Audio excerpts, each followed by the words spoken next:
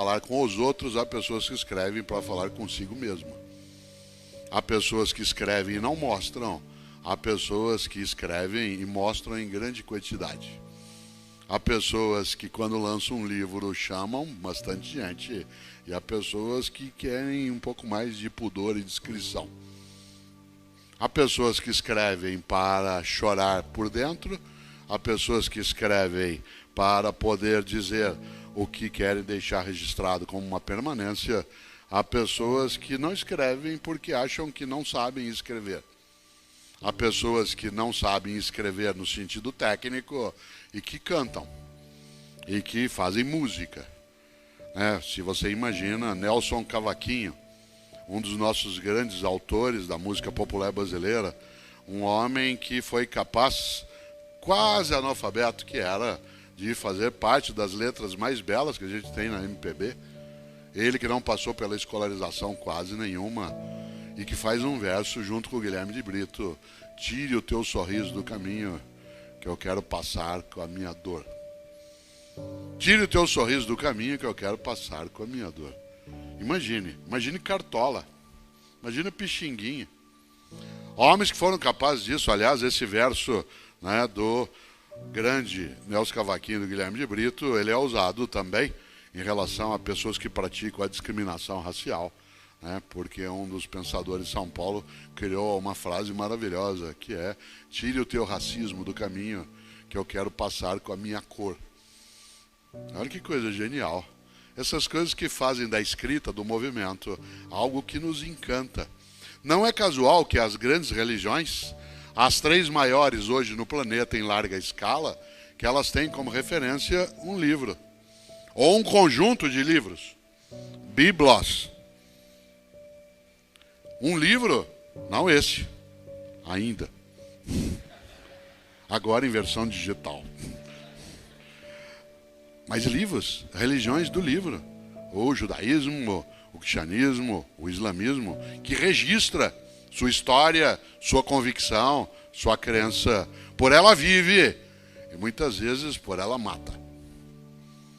Há uma frase antiga que diz: cuidado com o homem de um único livro. Cuidado com o homem de um único livro, porque ele tem obsessão, por aquelas ideias. E isso é perigoso. Uma das coisas boas é exatamente imaginar o quanto que a literatura, ela se coloca de vários modos.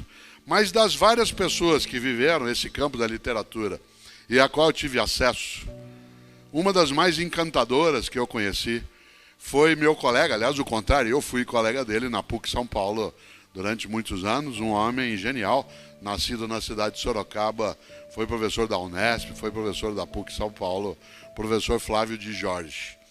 Professor Flávio de Jorge, que faleceu em 2012, um homem genial, que falava 17 idiomas.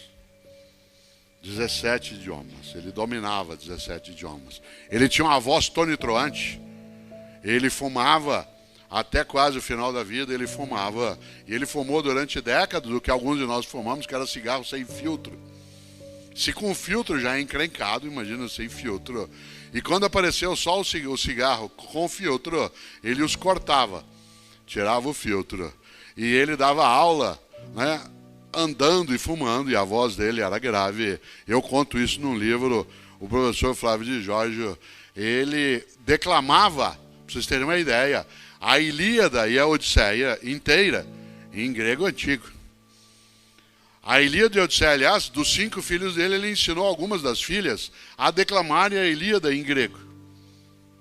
Com 9 e 10 anos de idade, as filhas declamavam a Ilíada em grego antigo. Uma criança de 9 anos de idade que declama a Ilíada em grego é uma criança absolutamente chata. No entanto, ele conseguiu com elas uma coisa maravilhosa, que elas não fossem chatas, porque elas não usavam a arte para humilhar, mas para encantar. Ele não pedia a elas que declamassem para elas mostrassem o que elas sabiam, mas porque ele queria que elas encantassem.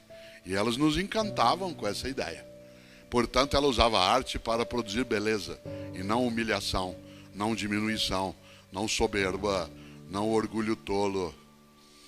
Interessante porque o professor Flávio de Jorge era um homem que tinha declamações em alto estilo. Ele tem poemas que são até hoje guardados. Foram gravados, tem até um conjunto de uma coisa antiga que alguns conhecem, chamado CD. Um conjunto de CDs, em que ele declama vários poemas. Vocês o encontram em algumas livrarias ainda. É interessante porque ele declamava Fernando Pessoa como ninguém. Declamava, né, trechos, né, da Odisseia e da Ilíada, e às vezes a declamava inteira. E vez ou outra a gente tinha algumas atividades em comum na PUC São Paulo, e eu tive a ocasião de, em alguns momentos, fazer com ele uma coisa especial. Aos sábados à tarde, vez ou outra, a gente fazia um sarau literofilosófico. Isto é, ele falava de literatura clássica greco-romana e eu falava um pouco de filosofia greco-romana.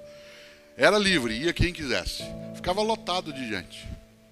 O que levaria um ser humano em sã consciência aí no sábado à tarde ver alguém falar de literatura e filosofia greco-romana? Uma única coisa: abrir a cabeça. O melhor de mim é aquilo que eu ainda não sei. Aquilo que eu desconheço, aquilo que me renova, aquilo que me coloca numa rota de criatividade, não de esgotamento. E o professor Flávio de Jorge, com aquela voz tonitruante, ele estava um dia na sala declamando a Ilíada. Vocês sabem que a Ilíada é uma obra atribuída a Homero, não há uma autoria certa em forma de poema. Ela é belíssima, ela tem uma versão para crianças da Ilíada, Odisseia. A melhor tradução para crianças que eu já vi é da Ruth Rocha, que tem Ilíada e Odisseia. Se você tiver crianças, você faça isso. Leia para elas. A obra em si, para adultos, ela é um pouco mais sofisticada. Mas para crianças, a Ilíada e a Odisseia, na versão feita pela escritora Ruth Rocha,